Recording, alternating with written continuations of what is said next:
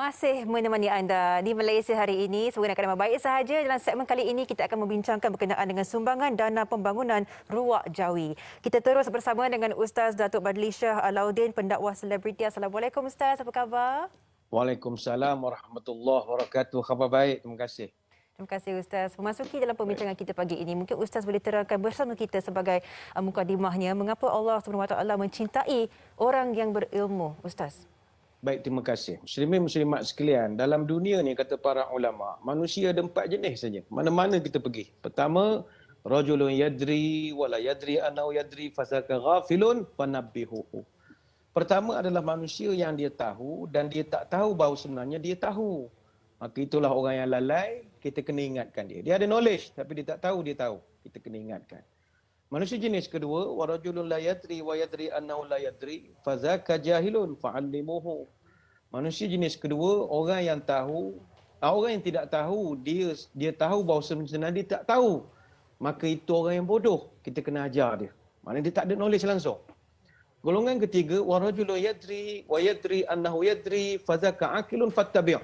Ini kita nak orang yang tahu bahawasanya dia memang tahu, maka itulah orang yang pandai, kita kena ikut dia.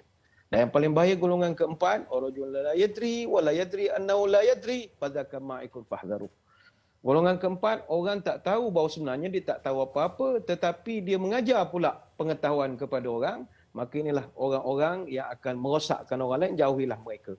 Sebab itu Allah Ta'ala sayang pada orang alim sebab dia boleh menjadikan orang lain jadi lebih baik daripada yang sebelumnya. Itu tujuannya. Baik, Ustaz, untuk memperingati atau mengingatkan orang ramai, mengapakah kita diseru untuk mencintai ilmu dan orang-orang yang berilmu juga, Ustaz? Baik, terima kasih.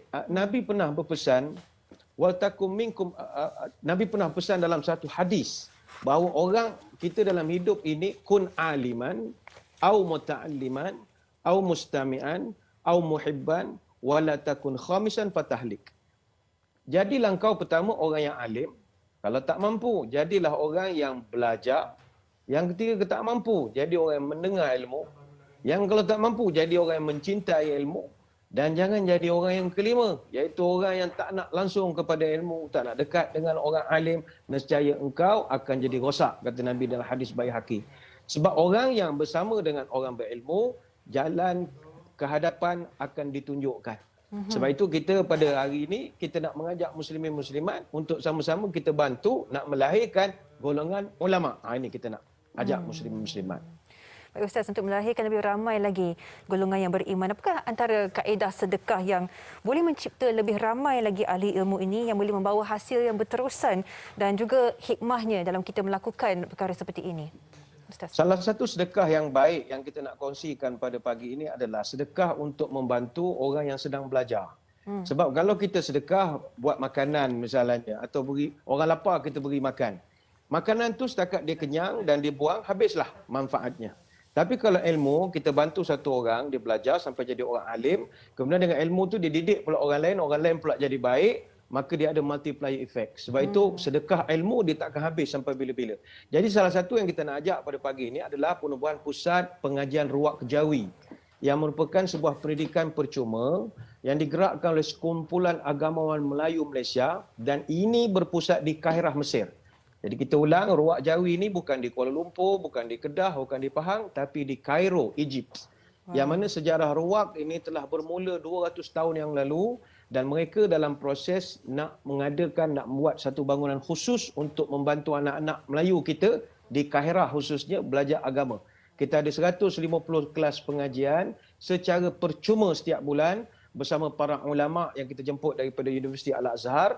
Dan Ruak Jawi ini menjadi tumpuan bukan sekadar rakyat Malaysia, bahkan pelajar-pelajar yang boleh bertutur bahasa Melayu. Contoh daripada Thailand, selatan Thailand, daripada Indonesia, daripada Singapura, daripada Brunei. Jadi ini membuka peluang untuk kita mengembangkan lagi ilmu. Mereka siang, mereka belajar di fakulti, di college atau di universiti.